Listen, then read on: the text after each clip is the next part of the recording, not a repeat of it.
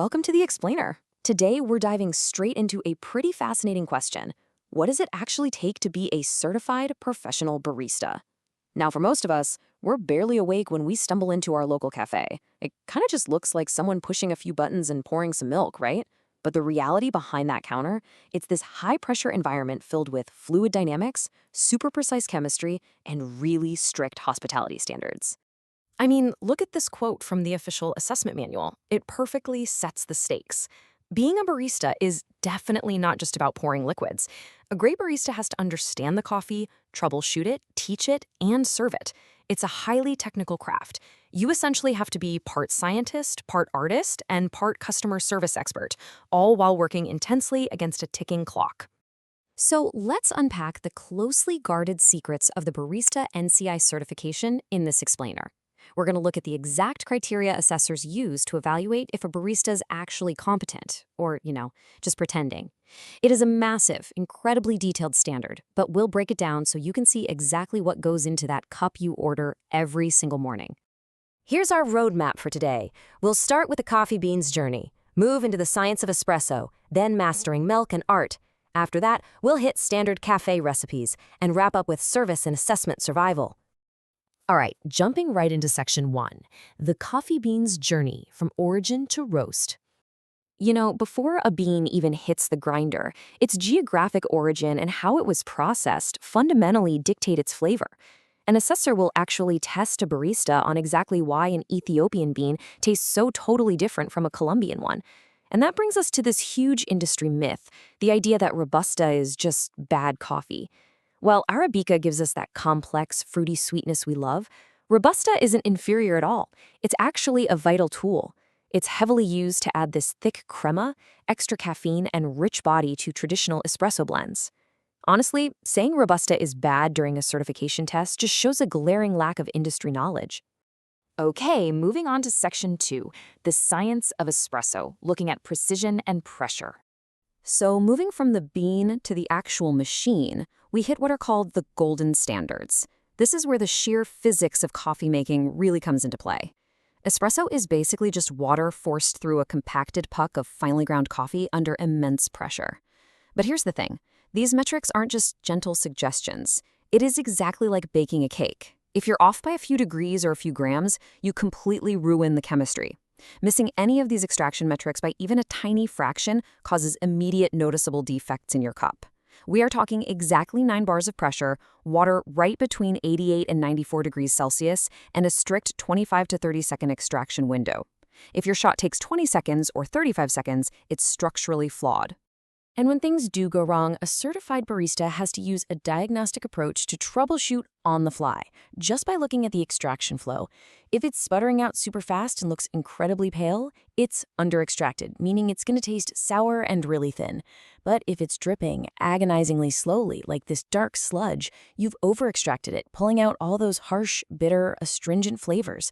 It is an absolute tragedy to take a beautiful, expensive roast and make it taste like battery acid. To prevent that exact tragedy, baristas use the Weiss distribution technique, or WDT. You've probably seen those little whisks with the needles at specialty cafes, right? Well, it isn't just some hipster gimmick. It is a scientifically proven way to ensure uniform resistance. When coffee leaves the grinder, it naturally forms these electrostatic clumps. If you don't break those up, the 9-bar pressurized water will just channel right through the weak spots. You end up over-extracting some parts and under-extracting others, all in the exact same shot. All right, let's look at section 3, mastering milk and art, getting into fluid dynamics and microfoam. Leaving the harsh chemistry of espresso behind, we step into the delicate, highly sensory art of milk texturing. Steaming milk is this precise balance of stretching proteins to trap air while using fat to create a smooth, glossy microfoam. There are exact stages here. You have to listen for this distinct chirping sound right at the start to fold in the air and create a vortex. But the absolute golden rule? Never, ever push past 70 degrees Celsius. If you do, the proteins over-denature, the lactose completely loses its sweetness, the fat separates, and you are left with a burnt, flat, totally unrecoverable mess that will absolutely ruin someone's morning. And it's only when your milk is perfect that you can even attempt the art. Pouring a beautiful latte art heart is actually about 80% perfectly textured wet paint microfoam and only 20% executing the exact physical muscle memory. You start by breaking the crema from up high, lower your pitcher to float the foam and form a white circle, wiggle it to build the base, and then make one decisive, confident cut forward to finish it off.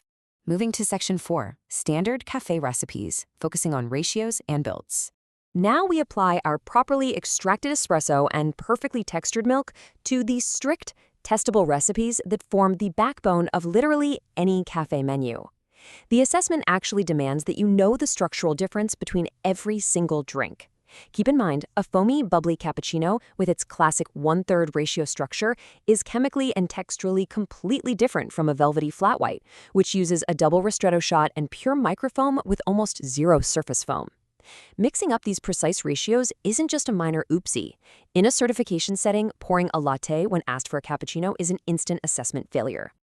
And finally, Section 5, Service and Assessment Survival, looking at the human element. For our final section, we shift our focus from the cup to the customer, exploring the absolute safety protocols and hospitality standards that keep a cafe running. Because honestly, you could make the world's most perfect latte, but if you fail at hospitality or basic hygiene, you fail the whole assessment. Imagine you're in the middle of a frantic rush. There's a line out the door, and someone hands their cup back looking super frustrated, complaining the coffee's too bitter. What is your immediate diagnostic response? Do you check the grinder? Do you analyze their palate? Actually, the insider secret to passing the service assessment is to just drop everything and use the HALT method. Halt what you're doing, acknowledge with empathy, listen fully, and take action by offering a remake immediately. You never, ever argue. Winning a factual argument about coffee, even if the customer is technically wrong, means you completely fail the hospitality competency. It's all about recognizing the universal fear of facing an uncaffeinated angry customer. You have to fix the relationship first and the coffee second. And that intense pressure definitely doesn't stop at customer service. Assessors are hawkishly watching your every single move behind the bar to ensure absolute safety. It is so easy to forget a step during a crazy morning rush, but any single one of these safety and hygiene violations, like touching a food contact surface without doing the strict 20-second hand washing protocol, arriving without proper PPE, or forgetting to purge the steam wand, will end your test immediately.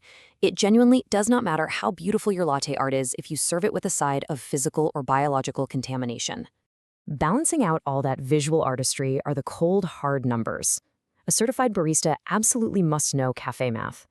Every spilled ounce of milk, every dropped cup, and every single poorly calibrated espresso shot that gets thrown down the drain literally washes away this incredibly tight 70% gross profit margin. Baristas are mathematically and operationally responsible for maintaining this threshold by strictly controlling waste and dialing in their equipment with maximum efficiency. So the next time you order your daily brew, I really want you to appreciate the immense, hidden world of science, art, mathematical precision, and rigorous training floating right there in your cup. It's truly a daily miracle of physics, agriculture, and human dedication. Thanks so much for joining me on this explainer. With all this in mind, will you ever look at your morning cup of coffee the same way again?